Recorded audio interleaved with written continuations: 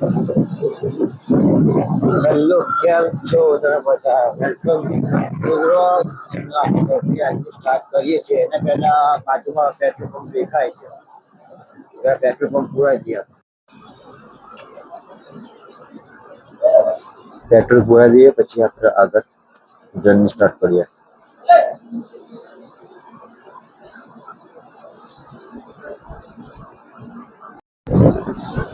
તો પેટ્રોલ પૂરા દીધું મેં અને હવે આગળની જર્ની સ્ટાર્ટ કરું.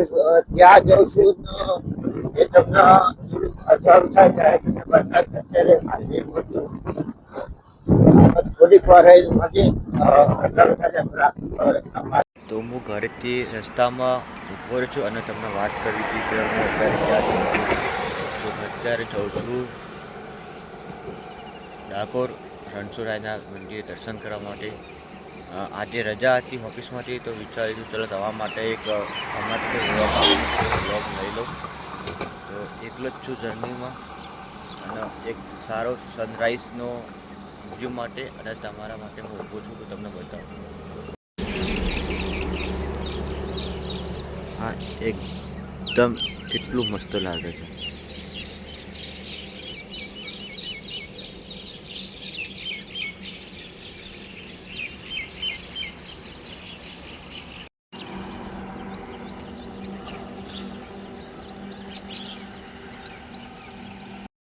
તો જર્ની આગળ સ્ટાર્ટ કરું છું. આગળ મેમનાબાદ ગણપતિ સિદ્ધિવિનાયકનું મંદિર બી આવે છે. તો આપણે ત્યાં દર્શન કરતો નહીં જઈએ કારણ કે લેટ પડી જઈશું.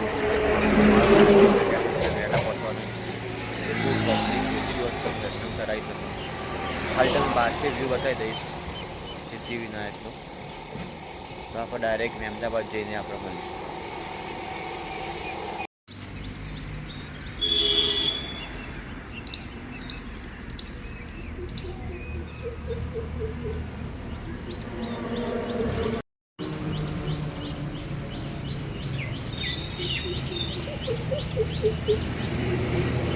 બહારનો વ્યૂ તમને બતાવ અને હવે હું આગળ જવા નીકળું છું. પણ ચા પીવી છે કારણ કે ઘરથી નીકળું તો ડાયરેક્ટ અહીંયા જ ઊભો રહું છું. ખાલી પેટ્રોલ પૂરા વચ્ચે ઊભો રહે અને હવે ચા પીને આગળ ડાયરેક્ટ સીધા ડાકોરે.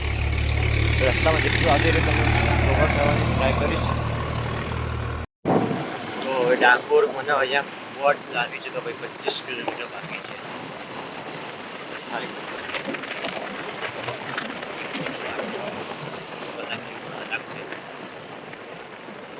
તમને જો ડ્રાઇવિંગનો શોખ હોય બાઇક તો સવારે વહેલા નીકળી જાઓ તો સરસ ડાકોર જવા મારા નીકળી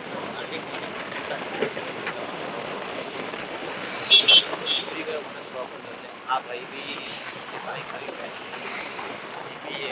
રાઈડ કરવા કારણ કે આગળ કેમેરાને દબાઈ નહીં એ માટે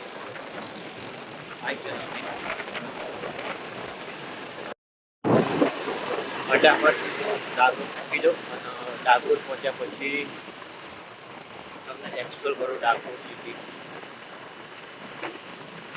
ડાયરેક્ટ ડાકોર જઈ જવાનું.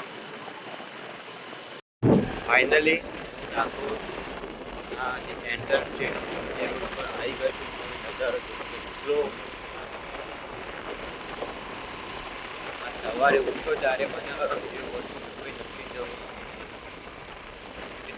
જવા જેટલો આરસ કર્યું હતું તો આવો નજારો મને જોવા ના મળ્યો. તો કે પહેલાં આવેલો છું ત્યારે મેં બ્લોગિંગ ચાલુ બધું કર્યું અને હવે બ્લોગ બનાવવા અને દર્શન કરવા બહુ સારો એવો ડાકોરમાં પહોંચ્યું અને જો ગાય માતા દર્શન લીધા. આનાથી શું હોય.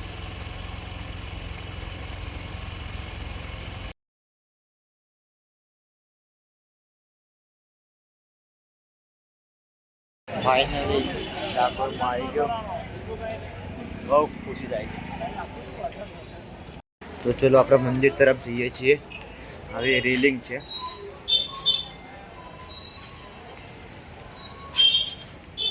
ટેમ્પલને ઉતારવા માટે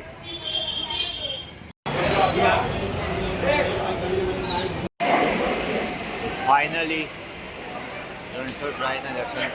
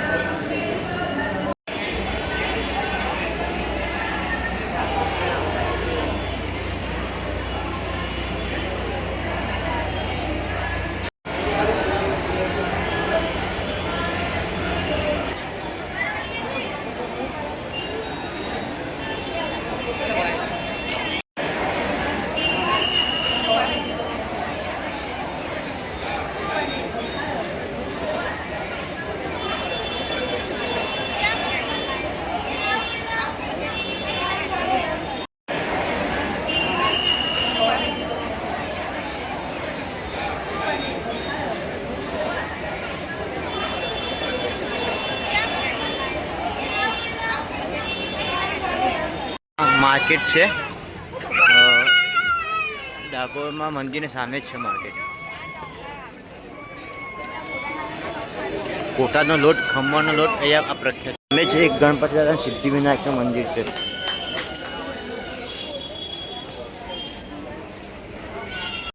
રામેશ્વર મહાદેવનું મંદિર છે, ડંકનાથ મહાદેવ.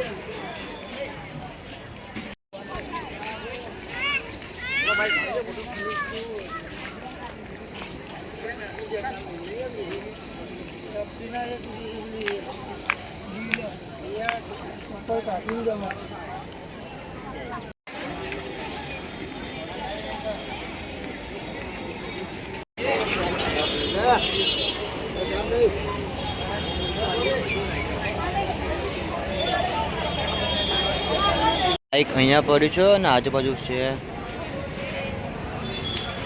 ગાડી કાઢવી કઈ રીતે? તો હું ડાકોરથી ઘરે આવી ગયો. બહુ મજા આવી સોલો રાઈડ કરવાની. એક નવો અનુભવ થયો અને હવે આપણે ધીમે ધીમે એક ટ્રાવેલિંગ વ્લોગ તરફ આપણે કરીશું ગુજરાત સિરીઝમાં. જે અલગ અલગ ગુજરાતમાં જોવા લાયક જે સ્થળ હોય એ આપણે એક્સપ્લોર કરવાનો ટ્રાય કરીશું એવો વિચાર છે. હવે આગળ જોઈએ શું થાય છે. એ તો ભગવાનની મરજીનો આપણે જોઈએ. હવે બીજું કે રોડ સારા છે, જવાય, સોલો રાઈડ કરી શકાય. કોઈ એવું છે ને શાંતિથી તમે સવારે અર્લી મોર્નિંગ નીકળી જાઓ. મારી વાત કરું તો હું સવારે 5 વાગે નીકળતો ન, અત્યારે 11:15 પાછો બી આવી ગયો. દર્શન સારા થયા એ તમે જોયું. સારા દર્શન કર્યા, ધજાના દર્શન કર્યા. નાસ્તો કંઈ કર્યો હતો નહીં, કારણ કે ગરમીના કારણે નાસ્તો કરીને ખાલી ચા 1-2 વાર પીવા ઊભી રાખી હતી બાઈક. બાઈક બી સારી છે, હોન્ડાની છે, સીધી 110. મેં કીધું નહીં મજા, પણ મજા આવી ગઈ એના જોડે. ગાડી વધારે શૂટ ના કરી શક્યો એનું કારણ કે ભાઈ મારે જ બાઈક ચલાવવાનું અને મારા જોડે કોઈ એવા ઇક્વિપમેન્ટ છે નહીં કે તમને વધારે હું બાઈક ચલાવતા જેટલું થાય એટલું મેં તમને બતાવવાનો ટ્રાય કર્યો છે.